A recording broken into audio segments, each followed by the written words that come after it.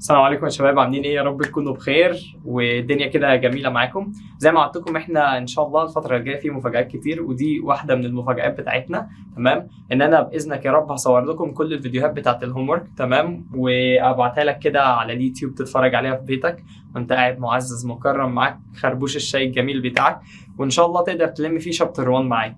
تمام، انا باذن الله هحاول ان انا في خلال الاسبوعين دول انزل لك ال10 لسونات بتوع شابتر 1 علشان يعني تكون داخل امتحان الشهر وانت الدنيا جميله معاك، وكمان ان انت هتخرج من امتحان الشهر استلمك انا بالشامل بتاعي بقى.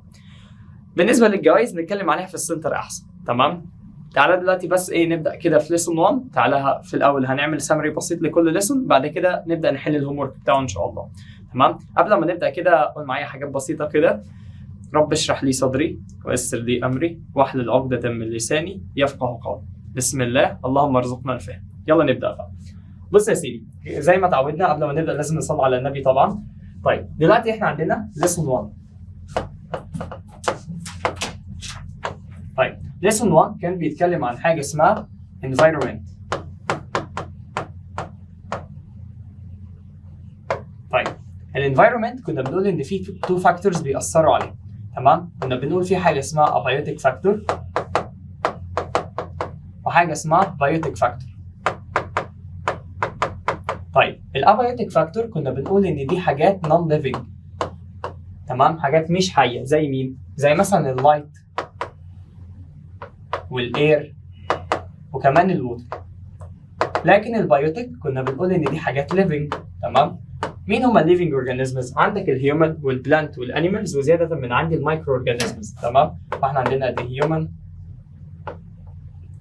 وبلانت والانيمالز.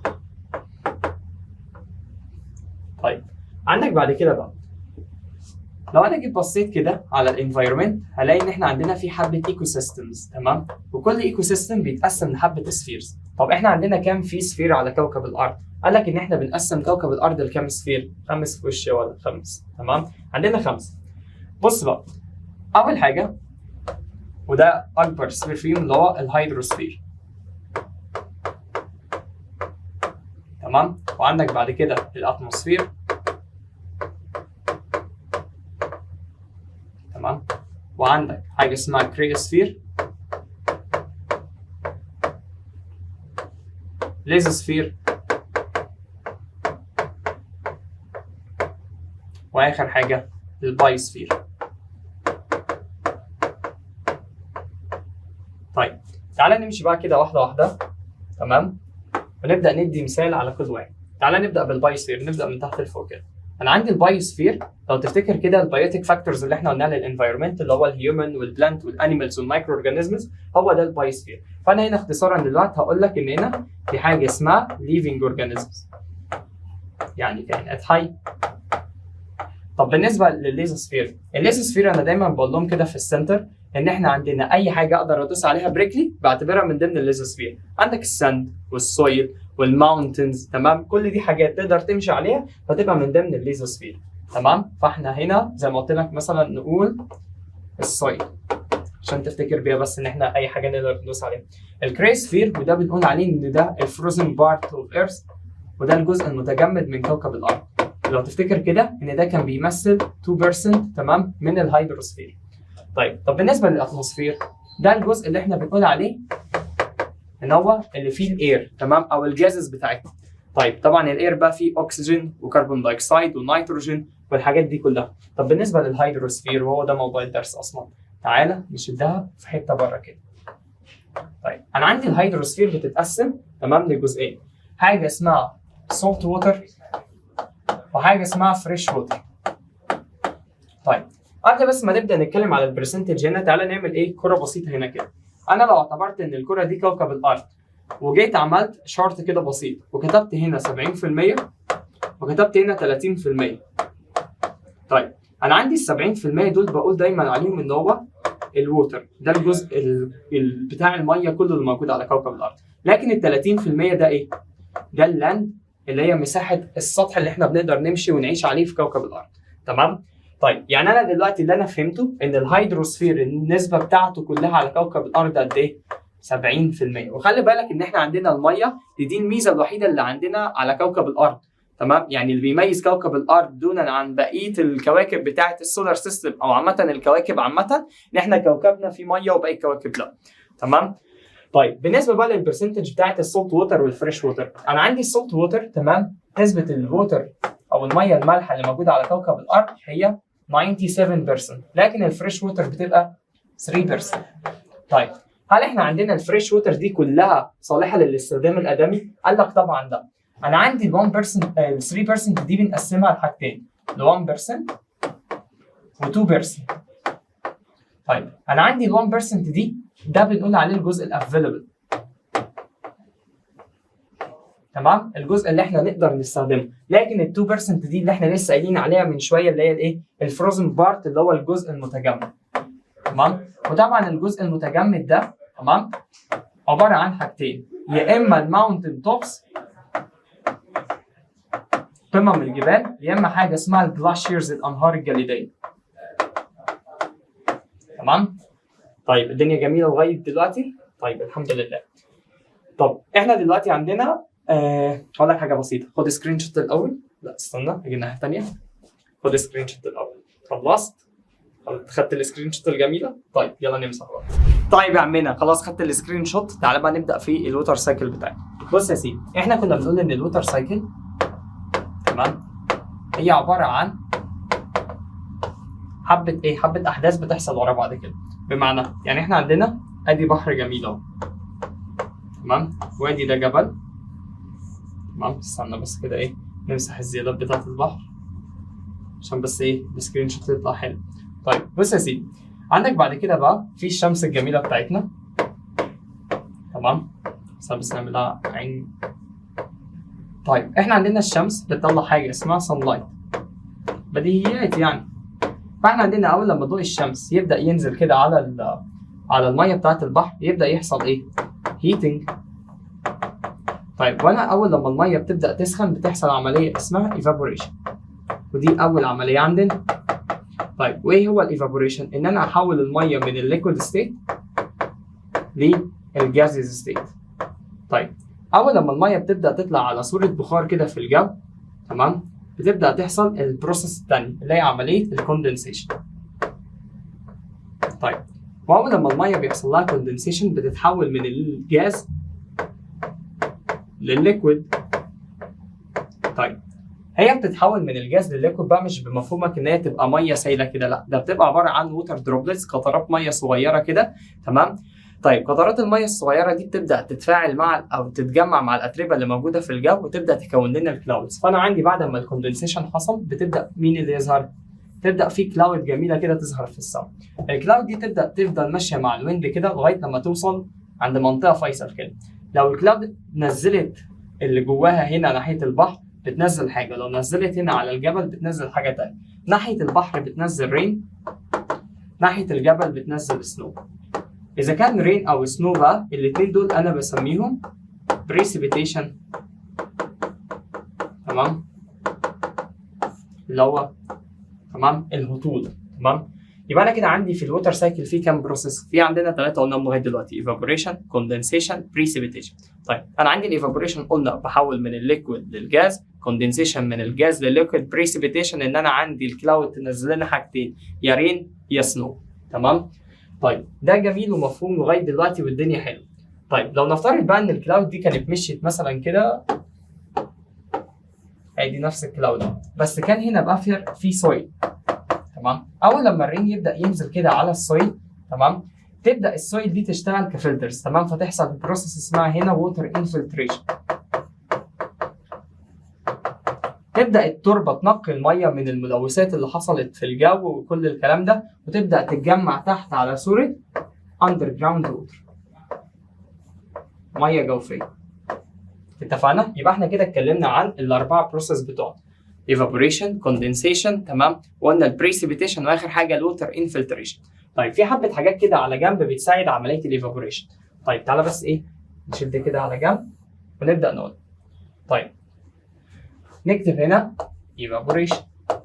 طيب الايفابوريشن دي ممكن تحصل بكذا صوره، تمام، يا اما ممكن تحصل عن طريق البحر زي ما احنا ما شفنا كده ان الصن لايت ينزل على البحر فالميه تتبخر وتطلع على صوره جاز ويحصل لها كوندنسيشن، تمام، وتكون كلاود، والكلاود ينزل لنا يا رين يا سنو، تمام، يا اما ينزل على السويل فيحصل له انفلتريشن فيجمع اندر جراوند ووتر، تمام. طيب يا اما بقى حاجه ثانيه، يا اما يبدا الايفابوريشن يحصل عن طريق بيولوجيكال بروسيسز، عمليات حيويه. طيب العمليات الحيويه هنا 3، تمام. حاجه اسمها ترانسبيريشن، حاجه اسمها respiration، واخيرا excretion. طيب تعالى نمشي واحده واحده، ندي شورت نوتس على كل واحده فيهم كده. طيب انا عندي مثلا الترانسبيريشن دي اهم حاجه تعرفها، تمام، ان هي بتحصل في البلانت ستومات، وخلي بالك دي بتحصل في البلانت بس، تمام. واللي بيحصل كالتالي، ان انا عندي ان البلانت ستوماتا ده بتبقى اجزاء موجوده على الليفز، تمام، بتبقى فتحات صغيره كده بتطلع لنا حاجه اسمها ووتر دروبلتس، قطرات ميه، وقطرات الميه دي اول لما ينزل عليها ضوء الشمس تبدا تتبخر وتطلع في الجو علشان تساعدنا في عمليه الكوندنسيشن بعد كده وتكوين الكلاودز، تمام. طيب البلانت ترانسبيريشن ده بيساعد على ايه؟ اول حاجه بيقلل درجه حراره النبات، فهو زيه زي العرق بتاع جسمنا، تمام. احنا عندنا السويتنج ده بيقلل التمبريتشر بتاعت البطيء بتاعنا، تمام. فاحنا عندنا نفس الكلام، كل ما درجه الحراره بتزيد كل ما عمليه الترانسبيريشن بتزيد، وبما ان النبات بيخسر ميه كتير، تمام، فده كمان بيزود حاجه اسمها الووتر ابزوربشن، تمام، بيزود نسبه امتصاص الميه اللي بتحصل عن طريق ايه؟ اللي بتحصل باي الروتس اللي هي جذور النبات. طيب بالنسبه بقى للريسبيريشن، عمليه التنفس دي بتحصل عن طريق كل الكائنات الحيه، على عكس الترانسبيريشن، احنا قلنا الترانسبيريشن دي سبيسيفيك للبلانت بس عشان احنا ما عندناش ستومات، لكن عمليه الريسبيريشن اللي هو التنفس بيحصل في البلانت والهيومن والانيمالز، تمام. طيب ودي عن طريق ان احنا بنخرج حاجه اسمها كربون دايوكسيد، وخلي بالك الريسبيريشن ده نوع من انواع الاكسكريشنز، تمام، لان انا عندي عمليه الاكسكريشن بعد كده ان انا اخرج حاجه اسمها الويست برودكت، كل المخلفات اللي الجسم بينتجها زي الامونيا واليوريا والكربون دايوكسيد وكل الحاجات دي، وكل ده بيشارك بعد كده بطريقه غير مباشره في حاجه اسمها الووتر سايكل، تمام.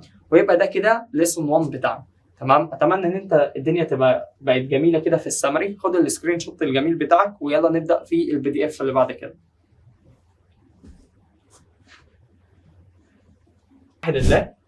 واحده واحده كده ويلا نبدا نحل سوا.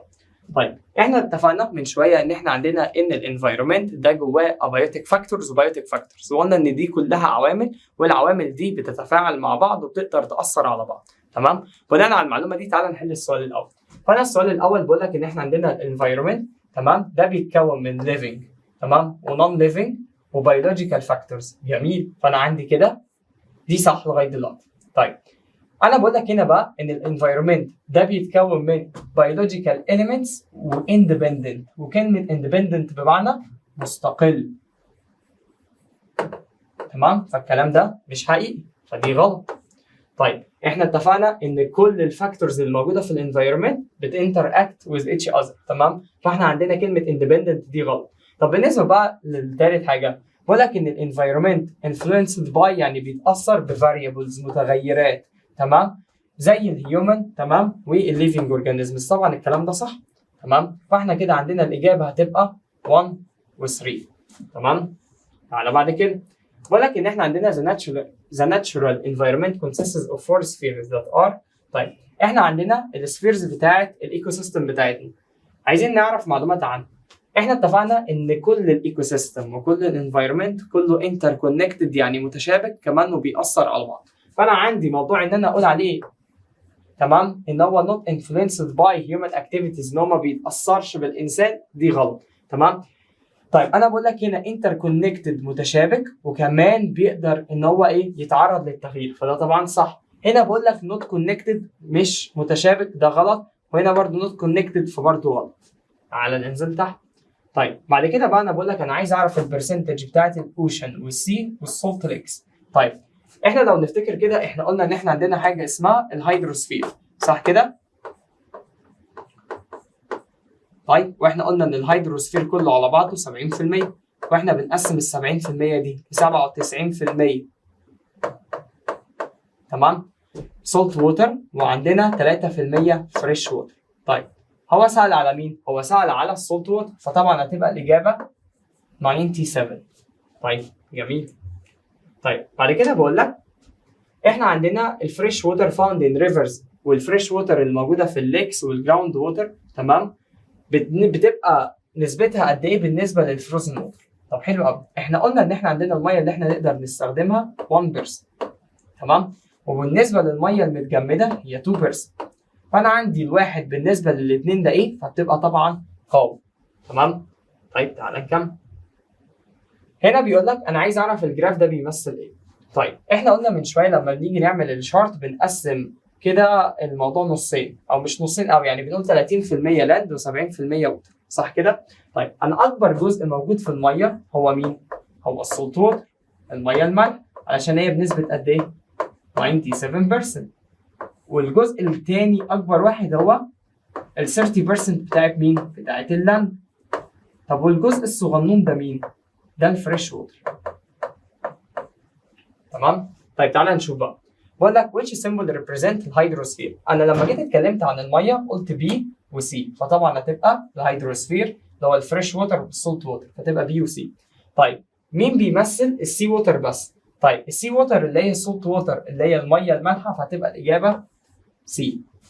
بعد كده طيب بقول لك which of the following represent the percentage of fresh water on the earth's surface. احنا قلنا نسبة المية العذبة كلها كام؟ طبعا هي 3%. طيب مش محتاجة شرح يعني. دي صفحة متكررة، سيبك منها. طيب تعالى نكمل. طيب احنا عايزين نعرف انهي جراف من دول صح. طيب انا لازم اخد بالي من حاجة، ان احنا قلنا ان السولت ووتر المية المالحة نسبتها 97%. لكن الفريش ووتر قد ايه؟ قلنا ان هي 3% بس. طيب تعال نشوف. هنا بيقول لك ان السولت ووتر ده طبعا البرسنتج اللي فوق، خلي بالك هنا بيقول لك ان السولت ووتر حوالي 30%، فطبعا الكلام ده من غير ما اكمل غلط. بص هنا بيقول لك السولت ووتر قد ايه؟ حوالي 10%، فطبعا برضو الكلام ده ايه؟ غلط. هنا بيقول لك السولت ووتر دي حوالي 70%، برضو غلط. تمام؟ احنا قلنا السولت ووتر قد ايه؟ 97. طب بص هنا، مش دي قريبه من ال 100 شويه؟ يعني دي ممكن تبقى 97، فطبعا هي دي الاجابه، لان كمان لو جيت بصيت كده على الفريش ووتر هتلاقي ان هي حوالي 3%. طيب تعالى نكمل. السؤال اللي بعده بيقول لك which of the following represent the percentage of cryosphere. احنا قلنا الكريوسفير ده اللي هو مين؟ قلنا ده الفروزن بارت، الجزء المتجمد. وقلنا الجزء المتجمد ده بيمثل نسبه قد ايه من الهيدروسفير؟ قلنا 2%، فهتبقى الاجابه 2%. Which of the following represent the hydrosphere on planet Earth. طيب احنا نسبة الهيدروسفير هي 70%، ونسبة اللاند تمام 30%. لو جيت كده خدت الرش ما بينهم فهتلاقي ان هو بيمثل تمام 3/4 of the Earth's surface. تعالى نكمل. طيب السؤال اللي بعد كده بيقول لك الفريش ووتر directly available for human consumption. تمام؟ نسبة المية اللي الإنسان يقدر يستهلكها. احنا قلنا نسبة المية اللي نقدر نستهلكها هي 1%، وال 2% التانيين دول فروزن ووتر، مية احنا ما بنقدرش نستهلكها. طيب أنا لو جيت بصيت هلاقي هنا بي دي النسبة الأكبر، فده طبعا كده الهيدروسفير. لكن أنا عندي إيه؟ دي النسبة الصغيرة، فطبعا ده كده اللاند. وخلي بالك طبعا احنا عارفين ان الهيدروسفير ده عباره عن حاجه. انا عندي الهيدروسفير تمام، ده بيمثل الليكويد ووتر، الميه السائله بقى اذا كانت فريش او سولت، تمام؟ وكمان بيمثل حاجه اسمها السوليد ووتر اللي هو الجزء الفروزن المتجمد، تمام؟ انا مش عارف هو ليه معترض مع النقط يعني، بس مش مهم انت بحطهم. طيب فانا عندي ايه؟ طبعا هيبقى لاند، وبي هيبقى السوليد والليكويد ووتر، فتبقى الاجابه سي. طيب السؤال اللي بعد كده بقول لك which of the following contribute greatly to the formation of clouds. مين في دول؟ بس خلي بالك علشان هنا في كذا اجابه تنفع، بس هو هنا بيقول لك ايه؟ اكتر حاجه بتساهم في تكوين السحاب. فانا طبعا الايفابوريشن بتاع السي ووتر تمام، بتاع ميه بتاعت البحر، ده اكتر حاجه كانت بتسبب تمام ووتر فيبر، فتبقى هي الاجابه دي. لكن طبعا مش الترانسبيريشن ان بلانت، ده الميجر يعني. طيب عندك بعد كده السؤال رقم 13 بيقول لك what is the main process by which the water cycle often begins. احنا طبعا قلنا ان الووتر سايكل دايما بتبدا بعمليه الايفابوريشن علشان الميه تتبخر وتطلع وتكون الايه؟ السحاب. طيب انا بعد كده بقى السؤال رقم 14. انا هنا بقول لك ايه؟ انا جايب لك هنا صوره وبقول لك ان الصوره دي بيحصل فيها ووتر سايكل. طيب انا عايز اعرف البروسيس بريسيدز ذا كوندنسيشن بروسيس، عايز اعرف العمليه اللي قبل الكوندنسيشن. طيب انا لو جيت بصيت كده هلاقي ان انا عندي رقم 3 ده انا عندي الفيبور اتحول لسحاب، فانا عندي رقم 3 ده كده هو الكوندنسيشن. طيب عندي بعد كده لو بصيت هلاقي ان انا عندي المطر نزل، تمام، عندي رقم 4 فده كده عمليه البريسيبيتيشن. طبعا يعني نعتذر على الخط ان هو بشع شويه. طيب هو بيقول لك بقى انا عايز اللي قبل الكوندنسيشن على طول، فاللي هي رقم 1 اللي هي عمليه الايه؟ الايفابوريشن. لان هو قال كمان دايركتلي، هتبقى الاجابه 1.